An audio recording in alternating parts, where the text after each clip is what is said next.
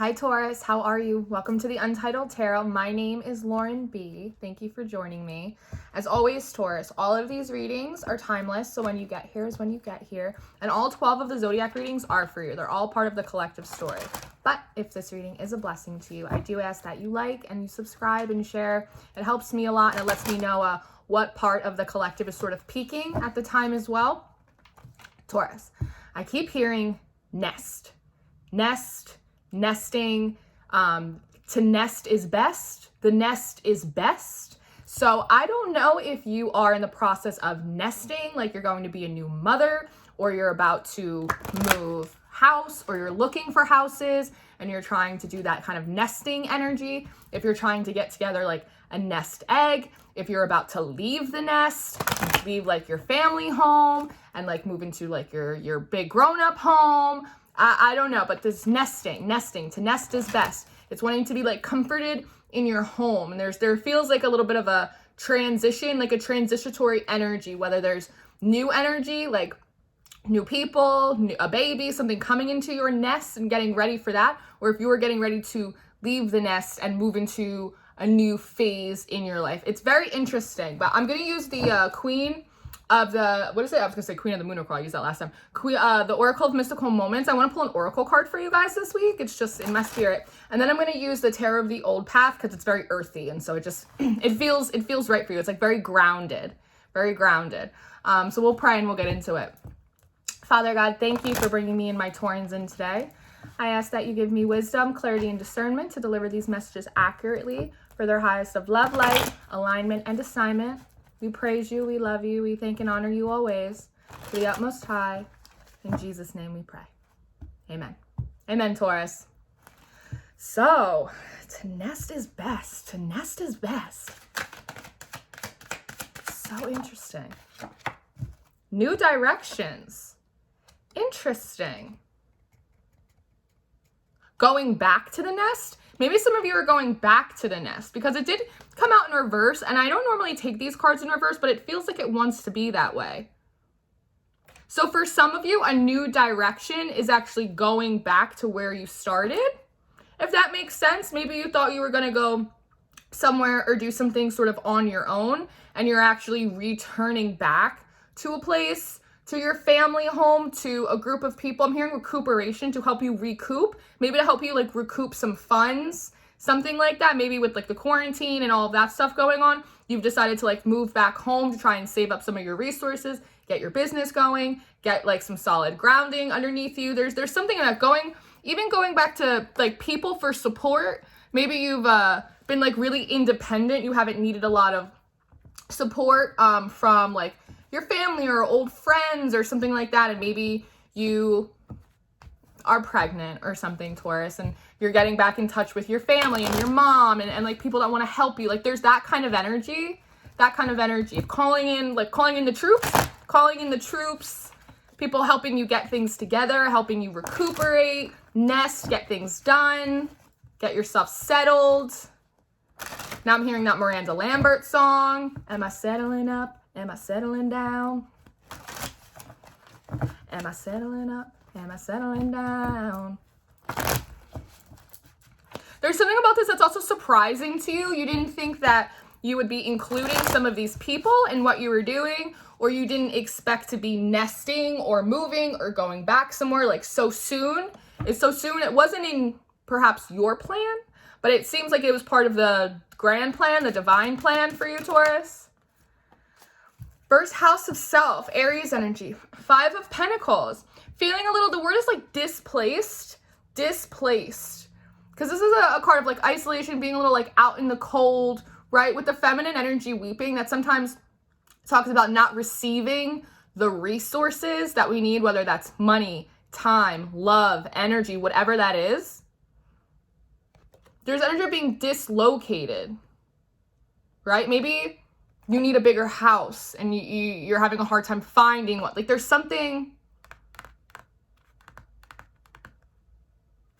or there's something about something it hasn't come in yet, It hasn't come in yet because I'm noticing this tree looks so barren, and there are some pentacles coming off it, but they're green. Sort of like how like a fruit or like a banana is green and it's not ripe enough to like pluck and eat yet.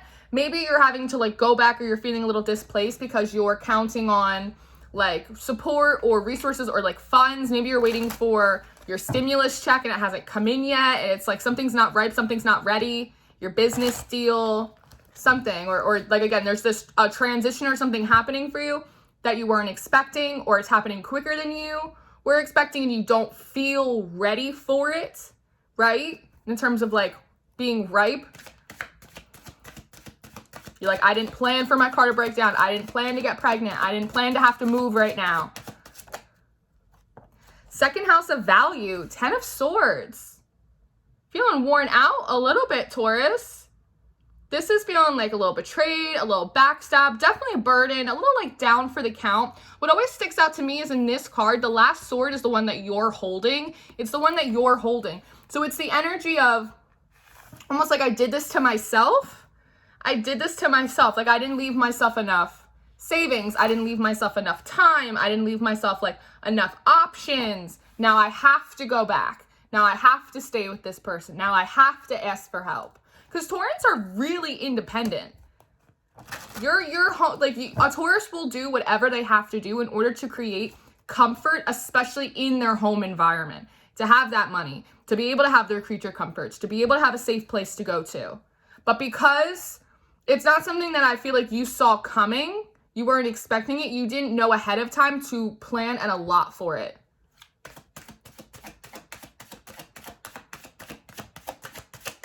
But there's an aspect of this that's really going to bring out your resourcefulness, they're telling me, that's going to surprise you as well and build a sense of like pride. So, third house of communication, Gemini energy, 7 of Swords. Now, the 7 of Swords is something that's like a little bit sneaky. It's something that's like under the cloak of night, something you didn't see coming, right? And this is kind of what's happening here. It's almost like a string of bad luck. Like, again, you're communicating to someone like, I didn't see this coming. I didn't realize you were going to put me in this position. Maybe for some of you, someone told you that you could count on them, that they were going to loan you something, that you could come stay with them. And then all of a sudden they kind of reneged or retracted that offer. And you're kind of communicating to them like, you tricked me. That was a little bit sneaky. I wasn't expecting you to do that. You kind of left me with no other options. I was counting on this. Whatever it may be. And $10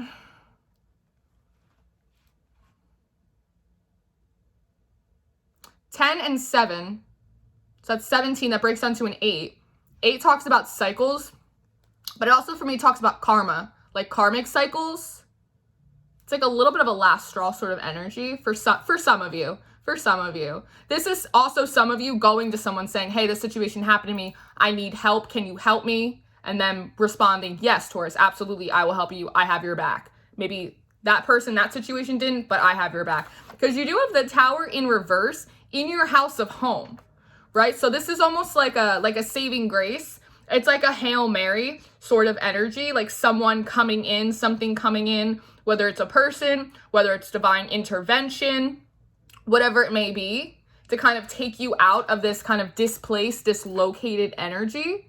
I'm literally saying dislocation. So some of you might have actually injured yourself and you're like, damn, I shouldn't have been messing around. I should have been playing basketball. I should have been more careful lifting those boxes. I hurt myself. I had to go to the doctor. Now I have medical debt. What am I going to do? That kind of thing. Someone saying, don't worry, Taurus. I'll come help you. It's like a knight in shining armor sort of energy.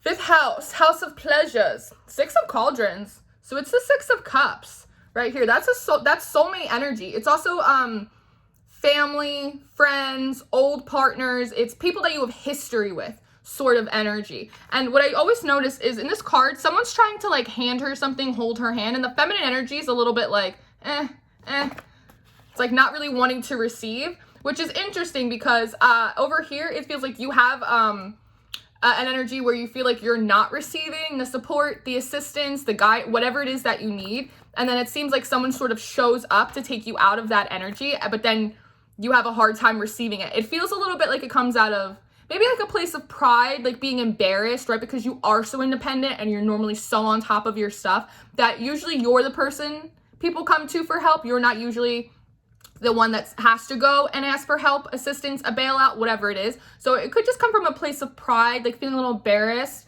a little bit like that. And 10 of Swords underneath it, for some of you.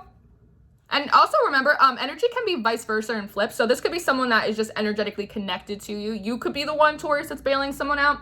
But coming out, the 6 of Cups, coming out underneath the 10 of Swords tells me that this could be someone that in the past you've had history with and they maybe did a little like sneaky. It's the energy of all the people, I never thought I'd get help from you. Of all the people, I never thought I'd have to go to this person for assistance. This is the last person I would have guessed that would have asked me for help, that I would have to ask for help. This is the last person I'd want to. It's interesting. It's like the energy, and again, it could be vice versa and flipped. I really want to specify that very strongly for some of you. It's the idea of like doing someone dirty and then having to turn back around, new directions, right, in reverse, and then ask that same person for help. That's a tricky energy. Oh, see, I'm like, ugh. 6 of Pentacles, though. 6th house. 6-6. Usually that talks about raising your vibration as well, trying to be like a little bit more positive. 6 of Pentacles, that's an equal give and take. It's also a charitable energy. It's giving for giving's sake without necessarily contractually needing anything in return. It's the house of Virgo. It's your house of health, which talks about mental health, emotional health, spiritual health. Virgo is also very detail oriented. It's the day to day. So this could be literally someone like offering you a place to stay for a certain amount of days, right? Oh, stay with me, Taurus. I'll help you get on your feet for this amount of time. You'll be fine, right? This could be someone with the money thing giving you a loan or a donation, right? To help you get through a certain amount of days, 6 days, 6 weeks, 6 months, right? It's very charitable.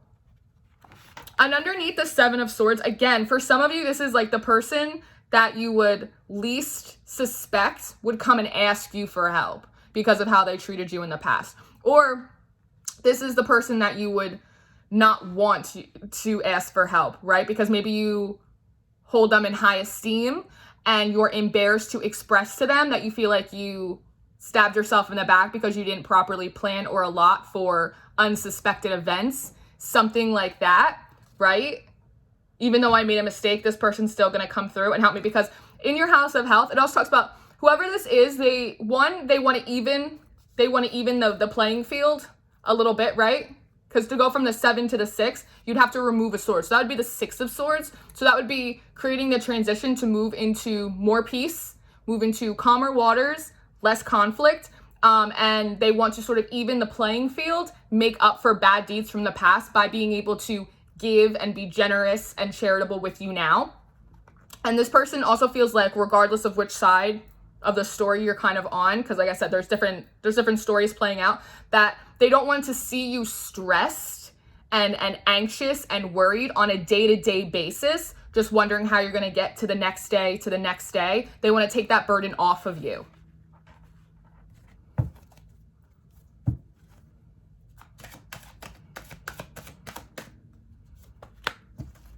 House of Relationships, 7th house, Libra energy.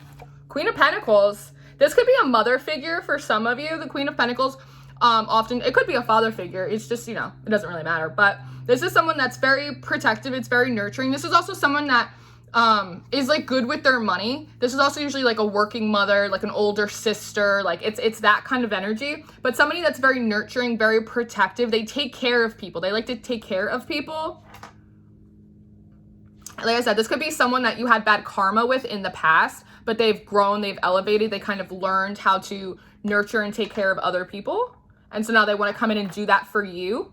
And again, underneath the Tower in reverse with your house of home, it seems like this person House of Relationships wants to come in and kind of like, it's like a save the day sort of energy, bail you out. I have the resources. Let me nurture you. Let me protect you. I can take care of it. Let me help. Let me help.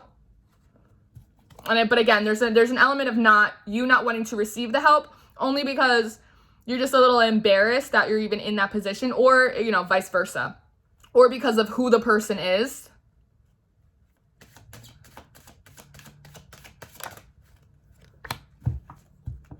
Death and rebirth.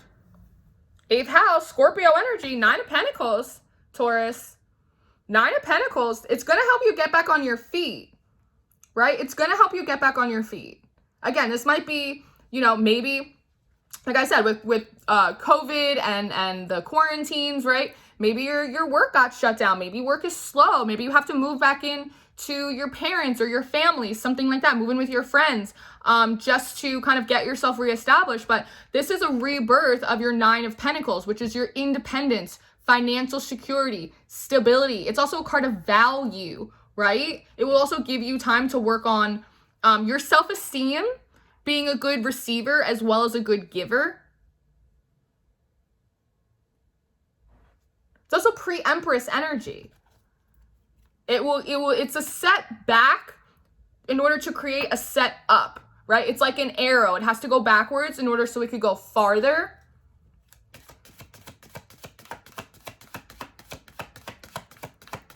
This will also, for some of my Taurians, underneath the 6 of Cups, help you see some of these relationships and some of these people through new eyes. It will almost increase their value, not because of necessarily what they're giving you, but because of how much they care about you to even want to step in voluntarily and help.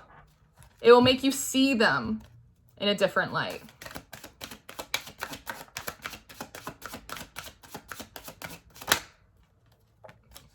Okay, Taurus. Your house of spirituality, 9th house, 10 of Cups.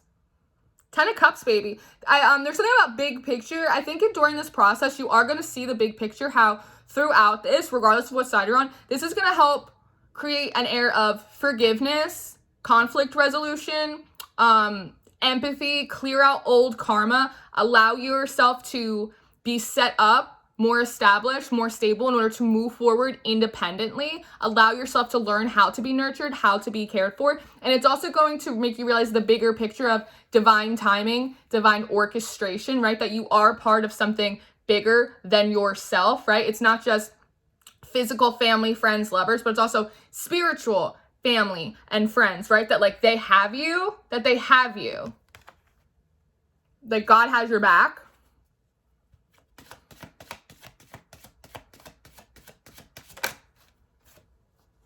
House of ambition. My ear's ringing. Okay, I also see the 9 of Pentacles looking over at this 10 of Cups, kind of wanting to have a more of a wholeness, a completion in your home and family life, wanting to have also a happier home and interpersonal life as well. And there could be an aspect of that that's been a little shut down, not being able to receive. But it's like, if you can't receive love and help from other people, you also can't receive blessings and abundance either, right? Because the physical abundance that we have is a manifestation of the spiritual openness and abundance that we have internally. If we can't receive a compliment, if we can't receive help, right, in some smaller aspect from people around us, then it also makes it hard for us to receive all of the spiritual blessings and abundance that we need, because what we're telling God, what we're telling the universe is, I don't need it, I don't deserve it, I can't accept it. No, I can't accept that. I'm embarrassed. But in your 10th house of ambition, you have the Page of Cups, right? Which is almost like, are you sure you want to give me some in my cup? Look at his face.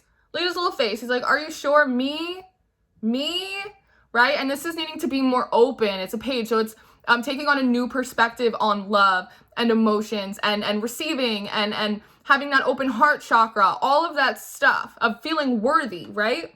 Part of this 9 of Pentacles energy is also the rebirth of your feeling worthy and deserving.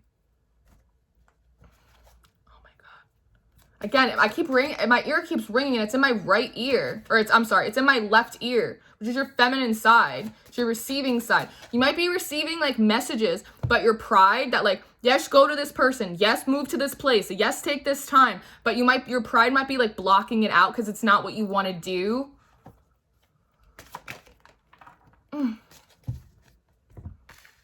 11th house of friendships, Aquarian energy. 7 of Cups, which is options, right? There is support for you. There are people that really do have your back. But again, it's this energy of, I have to be, and there's so many Pentacles over here, right? Pentacles people are really stubborn. Earth energy could be really stubborn sometimes, right? It's like, no, like, I want to do it all on my own. I don't want to have to ask for help. I want to prove that it's like, yeah, but you don't have to prove anything to anyone, because the people that really care about you. They don't care about like what your status is, right? You need help, they want to help you. You're doing good, they want to celebrate you, right? You're feeling upset, they want to comfort you. Like, that's what real love is, no matter like the flavor, right? That there's a lot of options for you. And also in going through this process, underneath the 9 of Pentacles, this is going to open up different avenues for you as well to explore your options. Maybe take an online class, maybe decide to change industries, maybe realize that you want to move to a different place, maybe realize you're happy where you are, maybe you want to reconnect with some of these older people, like whatever, maybe look at the 10 of Pentacles at the bottom of the deck.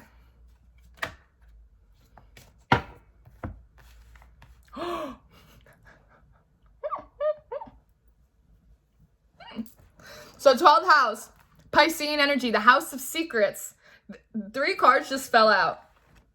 The King and Queen of Swords, and the 8 of Cups in reverse.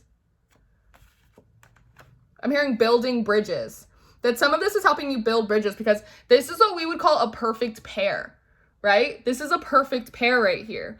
That, again, for some of you, this is someone coming to you, or you having to go to someone for advice or assistance or help, right? That perhaps they did you wrong in the past, but they're the only person that has the resources that you need. They're the only person that has the experience to give you advice in a certain thing, in a certain area. But part of what it's doing, as well as opening up your little heart chakra, is it could be, again, clearing out that old karma to kind of start anew from new established positions as well. Very clear-minded. With the 8 of Cups in reverse, the 8 of Cups talks about leaving everything in order to go out on the journey and find the 2. You don't do that because you already have the 2. We did see the 2 of Pentacles, or the 10 of Pentacles above the neck. And at the bottom, we flipped it and reversed it. Now it's the 9 of Cups. Now it's the wish fulfillment. Not only is it personal wish fulfillment, but it's also emotional wish fulfillment. And we have the 10 of Cups. Okay. Oh, at the bottom of this deck. All is connected. All is connected, Taurus.